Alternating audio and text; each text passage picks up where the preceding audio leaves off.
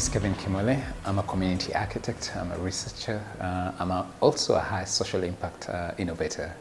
I've always been very passionate about design and architecture. In fact, I was very fortunate to know that I wanted to be an architect right from primary school.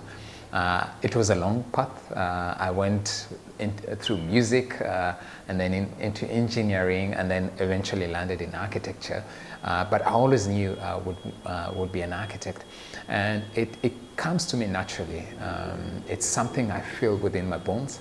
And I think more so when the passion is driven by community. And the work I do is mainly engaging communities by creating work, even though in the built industry looks at ways of engaging communities better by seeing the value of communities.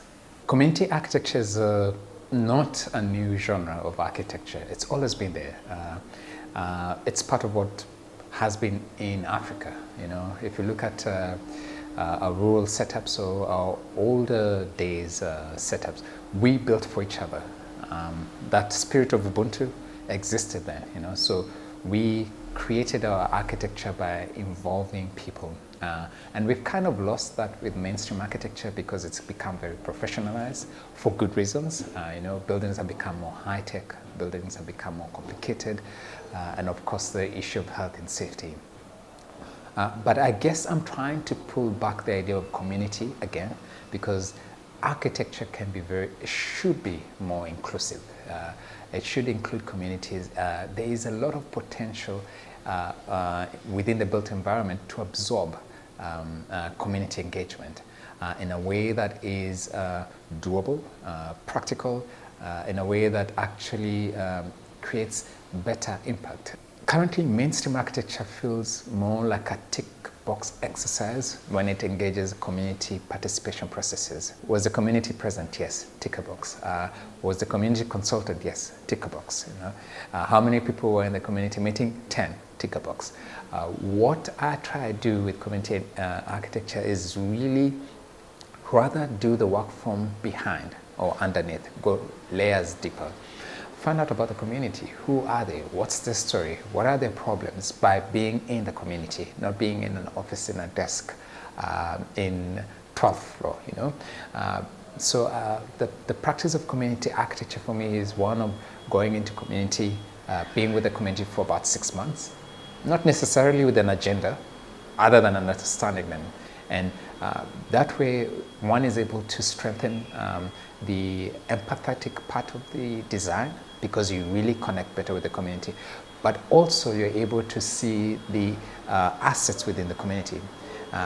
Communities, yes, might be poor in terms of wealth, but communities are very rich in terms of other assets, social assets. And those are things that we need to pull back to the forefront.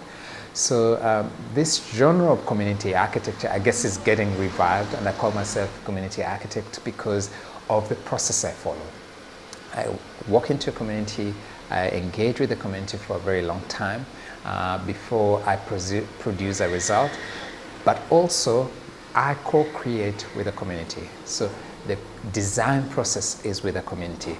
And the idea is that the pen or the pencil is also given over to a community so that they can also design their way out of poverty or their way into opportunity, and it becomes an enabling process. So that's kind of what I think community architecture is and how it's different from mainstream architecture. Many times what is left behind is the human part of the designs, and that part is quite critical and essential to actually impacting not just humans but the planet. You know, so human-centered design really looks at customizing solutions for people and for the surrounding and for the environment, and really being much more intuitive and being much more sensitive. So it's not just a chair, you know.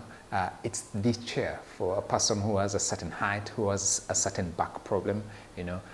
It starts becoming not a one-shoe-fits-all scenario. It becomes very much customized to individuals, to communities, to businesses, you know. And that's the gist of human-centered design.